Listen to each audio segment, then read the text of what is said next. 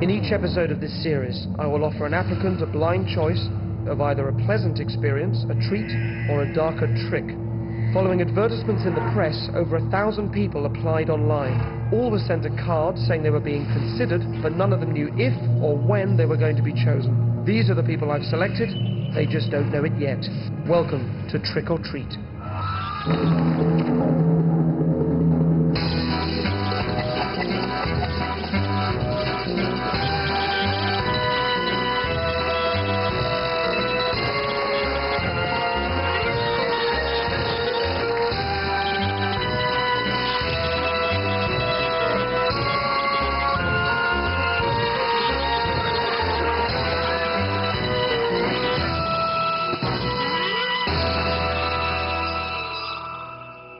Tonight's applicant is Angela, a 22-year-old administrator from East London.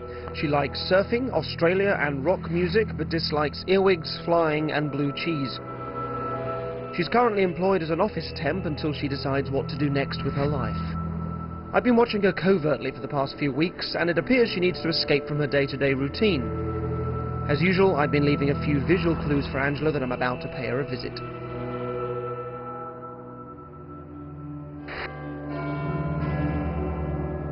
Angela is finishing up at the office, but she has no idea that we got here first, blacked out all the windows so there's no daylight coming in, and then hid cameras throughout. We spoke to every single one of the 48 office workers, and on the stroke of 7 o'clock they know to freeze when cued by a specific visual signal.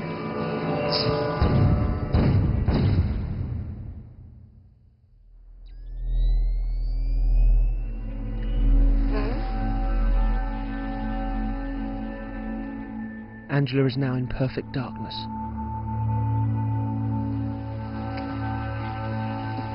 Angela, yeah. This is Derren Brown. Hello. Now you applied to take part in Trick or Treat. Yes. We'd love to use you. Great. Now you know how it works. You're going to choose either a trick or a treat card. So if you pick a treat, it'll be something nice. If you pick a trick, then it won't be.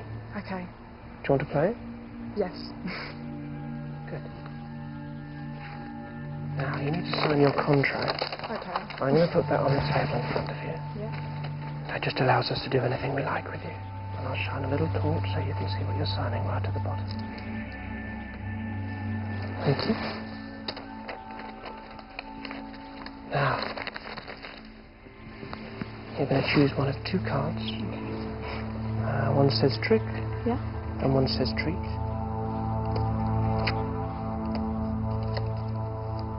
Now, I know you can't see them. Yeah.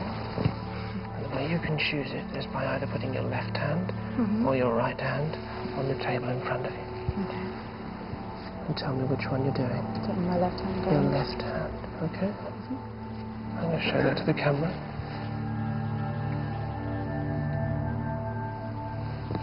Thank you, Angela. We'll be in touch.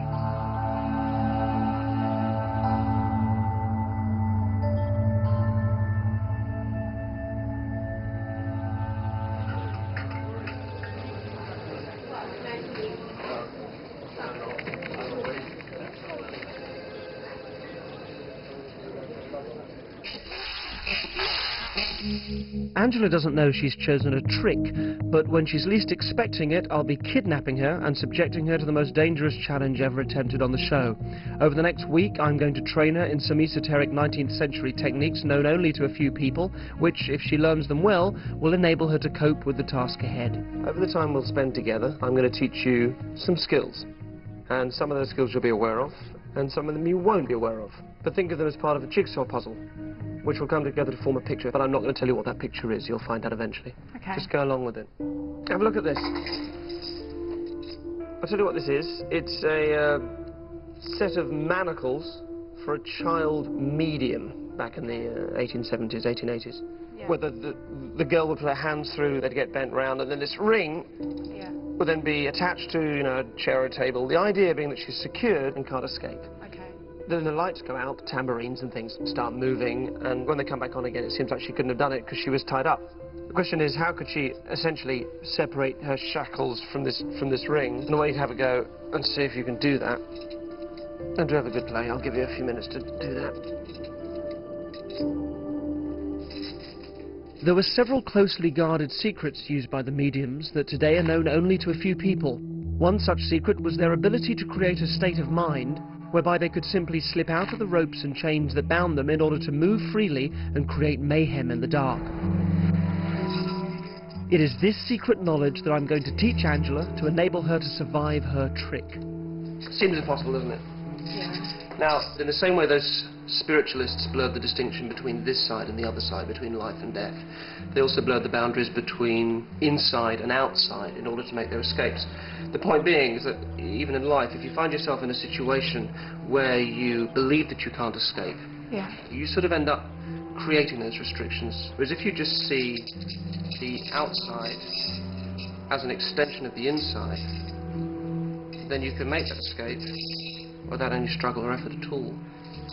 When you can do this without even thinking about it, I'll know that you're ready for what it is that I want you to do. I've told Angela that she'll need to try to work out the manacles puzzle whenever she has a spare moment. Unless she can solve it, I won't be convinced she's ready to proceed. In advance of Angela's trick, I needed to master a yogic technique that heightens self-control.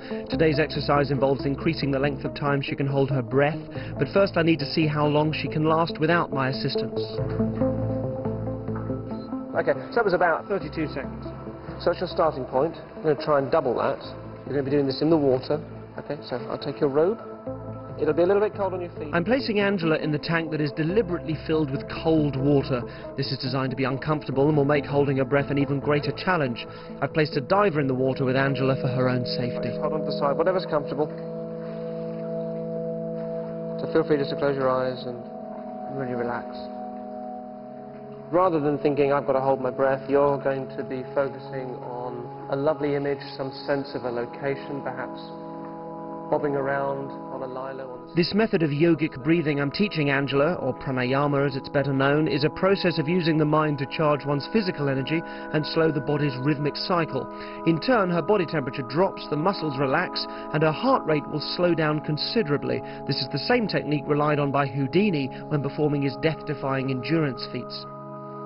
We've already established she can hold her breath for 32 seconds, but if she embraces the ancient technique I'm teaching her, we should see a marked improvement.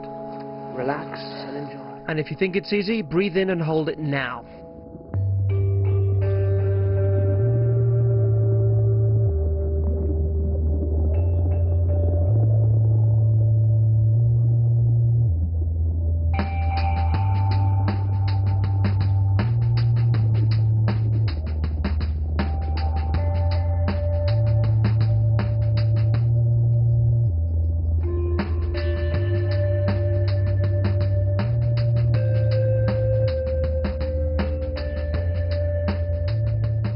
Angela has passed her previous threshold and shows no signs of stopping.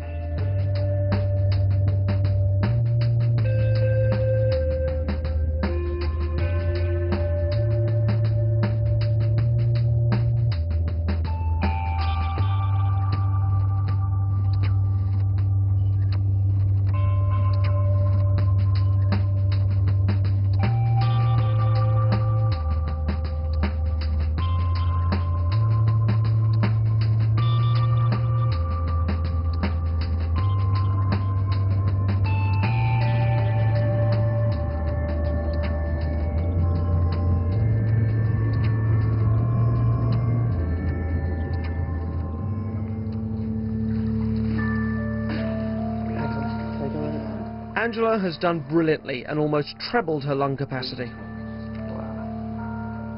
She still has no idea what all this training is leading up to, but she's about to get the biggest clue so far. Well done.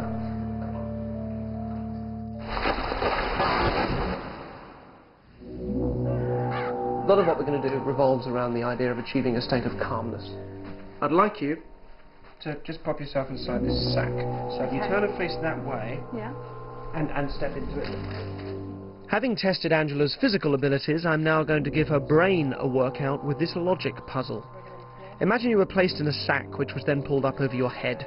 The top of the sack is then sealed with a chain and padlock so tightly that you couldn't even get your hand out of the top. It's dark, claustrophobic and restrictive. Now the padlock is locked, and I'm going to drop a key